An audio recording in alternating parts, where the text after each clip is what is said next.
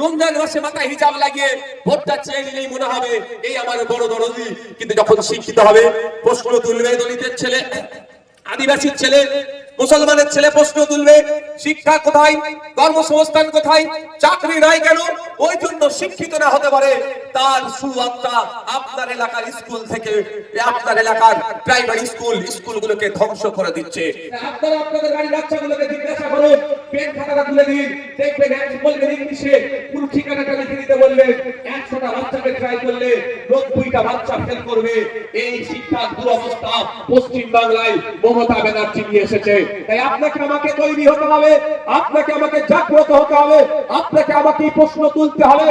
যে হাতে মমতা ব্যানার্জি মায়েদের হাতে লক্ষ্মীর ভান্ডারের নামে 1200 টাকা ধরিয়ে দিচ্ছে, ওই হাতেই মমতা ব্যানার্জি আপনার আমার বাড়ির শিশুগুলোর ভবিষ্যৎকে ধ্বংস করছে।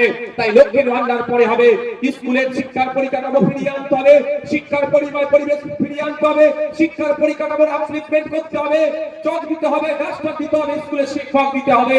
এইভাবে আপনাদের জানিয়ে রাখি, আপনারা তো প্রত্যেকের বাড়িতে বাচ্চা আছে, যে স্কুল খুলবে সোমবারে আপনারা যাবেন, গিয়ে পরীক্ষা করে দেখে নেবেন যে আপনারা যে স্কুলগুলোতে যান টয়লেট গুলোতে যাবেন, পুরুষরা বালকদের টয়লেটে যাবেন, মহিলারা বালিকাদের টয়লেটে যাবেন, গিয়ে টয়লেটের অবস্থাটাও দেখে আসবেন।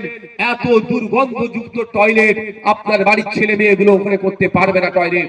যদি কেউ করে ওখান থেকে দেখবেন রোগ নিয়ে বাড়িতে আসবে। এই হচ্ছে মমতা ব্যানার্জির বিচারিতা, আপনার হাতে 1200 টাকা ধরিয়ে দিয়ে এই গরিব হিন্দু, দলিত, আদিবাসী, মুসলমানদের ছেলেটাকে ধ্বংস করছে। আর শুভেন্দু অধিকারী হিন্দু হিন্দু ভাই ভাই স্লোগান তুললেও একবারের জন্য বলছে না 2012 থেকে 2025 এই 24 এই সময়কালে পশ্চিম বাংলায় 25,000 প্রাইমারি স্কুল কেন বন্ধ হলো, ওই স্কুলগুলোকে চালু করতে হবে একথা একবারের জন্য বলছে না।